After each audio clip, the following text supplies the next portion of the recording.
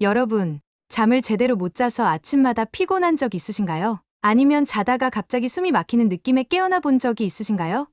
아마도 그냥 피곤하겠거니, 나이가 들어서 그러겠거니 넘기고 계실지 모릅니다. 그러나 이 모든 증상이 수면무호흡증이라는 질환의 신호일 수 있습니다. 단순한 코골이와는 다릅니다. 수면무호흡증은 우리 건강에 심각한 영향을 미칠 수 있는 질환입니다. 만약 이를 방치한다면 삶의 질뿐만 아니라 심장질환, 당뇨병 등 여러 질환을 유발할 수 있습니다. 이 영상에서 우리는 수면무호흡증이란 무엇인지, 그리고 이 질환이 어떻게 우리 몸에 영향을 주는지 하나씩 짚어보겠습니다. 마지막까지 시청하시면 해결 방법도 명확히 알게 되실 겁니다. 구독, 좋아요, 알림 설정을 하시면 생활에 도움이 되는 건강 정보를 빠르게 만나보실 수 있습니다.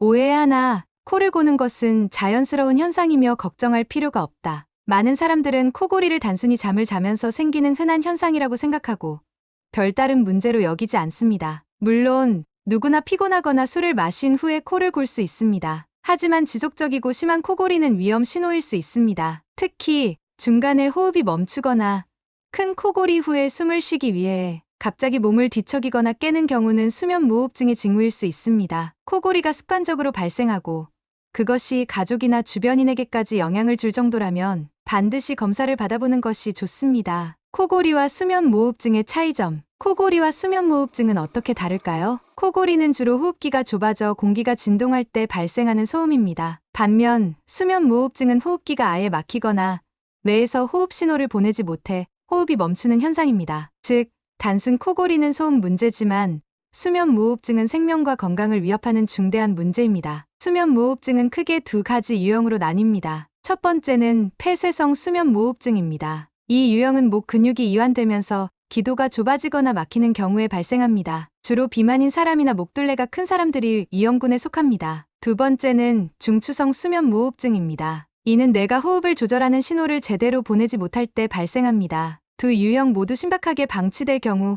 신체 여러 기관에 부담을 주고 합병증을 일으킬 수 있습니다. 오해 둘, 수면무호흡증은 노인에게만 발생한다. 우리가 흔히 잘못 알고 있는 또 다른 오해는 수면무호흡증이 나이가 많은 사람들에게만 생기는 질환이라는 것입니다. 사실 수면무호흡증은 나이에 상관없이 누구에게나 발생할 수 있습니다. 젊은 사람들, 심지어 어린이도 이 질환에 걸릴 수 있습니다. 예를 들어 비만이나 알레르기, 편도 비대 등으로 인해 어린이에게도 수면무호흡증이 발생할 수 있습니다. 특히 어린이에게는 성격 변화, 학습 능력 저하, 성장 문제를 유발할 수 있으므로 빠른 진단과 치료가 중요합니다. 수면무호흡증은 젊은 층에서도 흔히 발생할 수 있습니다. 특히 체중이 증가하면서 기도가 좁아지거나 목의 근육이 약해지는 경우 혹은 가족력이 있는 경우 위험이 높아집니다. 최근 연구에 따르면 스트레스나 불규칙한 수면 습관도 수면무호흡증을 악화시킬 수 있다고 합니다. 우리가 살아가는 현대 사회의 특성상 스트레스는 젊은 사람들에게도 큰 영향을 미치기 때문에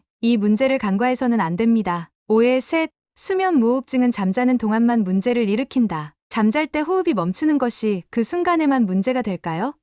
아닙니다. 수면무호흡증은 수면 중에만 영향을 미치는 것이 아니라 우리가 깨어있는 시간에도 지속적인 건강 문제를 일으킬 수 있습니다. 대표적인 문제는 낮 동안의 피로와 집중력 저하입니다. 제대로 된 수면을 취하지 못하니 하루 종일 졸리고 피곤한 상태가 지속됩니다. 하지만 그뿐만이 아닙니다. 수면무호흡증은 심장에 과도한 부담을 주고 장기적으로는 고혈압, 심장질환, 뇌졸중 등의 위험을 크게 증가시킬 수 있습니다. 수면무호흡증을 장기적으로 방치하면 신체의 거의 모든 부분에 영향을 미칠 수 있습니다. 예를 들어 산소가 충분히 공급되지 않으면 심장은 더욱 힘들게 일해야 하고 혈압이 높아질 수 있습니다. 또한 당뇨병의 발생률도 증가하게 되는데 이는 산소 부족이 신체 대사 과정에 영향을 미치기 때문입니다. 결국 수면무호흡증은 단순한 수면 문제에서 끝나는 것이 아니라 심각한 전신 질환의 원인이 될 수 있습니다. 오해 넷, 수면무호흡증의 치료는 무조건 수술이 필요하다. 수면무호흡증을 치료하려면 수술이 필요하다는 말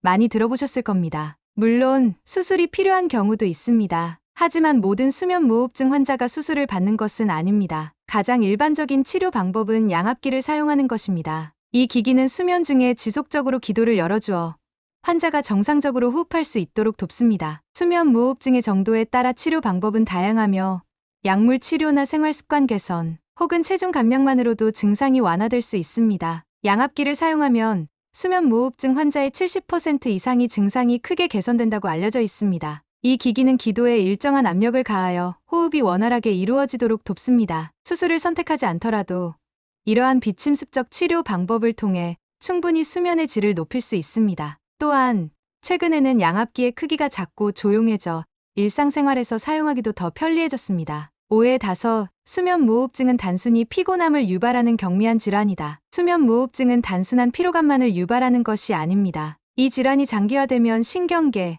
내분비계, 심혈관계에 심각한 영향을 미칠 수 있습니다. 특히 신경계에 미치는 영향으로 인해 기억력 저하, 집중력 저하, 그리고 우울증 등의 정신건강 문제도 나타날 수 있습니다. 수면 중 뇌로 가는 산소가 부족해지면서 이러한 문제가 발생하며 이것이 반복되면 결국 일상생활에도 심각한 영향을 미치게 됩니다. 수면 무호흡증은 특히 정신건강에 큰 영향을 미칩니다. 수면 부족은 뇌의 회복 과정을 방해하며 이는 감정 조절 능력과 스트레스에 대한 저항력을 약화시킵니다. 또한 우울증이나 불안 장애의 발병 위험을 높일 수 있습니다. 따라서 수면 무호흡증을 단순한 신체적 피로의 문제로 여겨서는 안 됩니다. 정신적, 감정적인 안정에도 큰 영향을 미치는 중요한 건강 문제입니다. 수면 무호흡증은 심장 건강에 직접적인 영향을 미친다. 수면 무호흡증이 심장 건강에 어떤 영향을 미칠까요?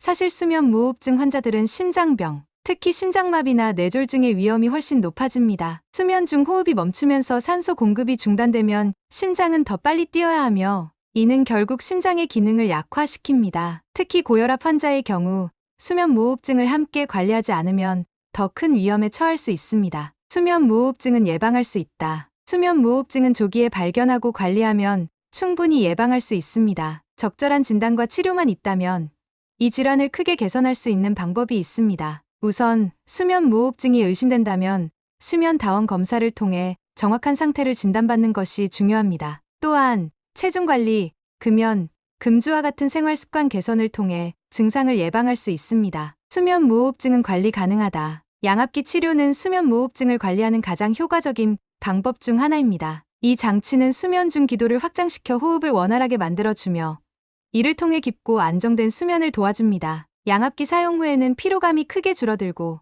낮 동안의 졸음도 크게 개선됩니다. 양압기 사용만으로도 수면 무호흡증 환자의 대부분이 증상을 관리할 수 있다는 연구 결과도 있습니다. 이제 수면 무호흡증이 단순히 코골이 이상의 문제이며 우리의 전신 건강에 얼마나 큰 영향을 미치는지 아셨을 겁니다. 무엇보다 중요한 것은 이 질환을 방치하지 않고 적절한 진단과 치료를 통해 조기에 관리하는 것입니다. 수면 무호흡증은 조기 발견하고 치료하면 더 이상 두려워할 필요가 없습니다. 깊고 건강한 잠을 통해 하루를 활기차게 시작하는 방법. 이제 여러분도 실천할 수 있습니다. 이 영상을 통해 여러분이 수면 건강의 중요성을 깨닫고 더욱 건강한 삶을 영위하시길 바랍니다. 오늘 영상이 도움이 되셨다면 주변의 소중한 분들과 건강한 생활을 함께 이어나갈 수 있게 영상을 공유해 주세요. 구독과 좋아요, 알림 설정을 하시면 다음번에도 유익한 건강 정보를 받아보실 수 있습니다. 오늘도 건강하고 행복한 하루 보내세요.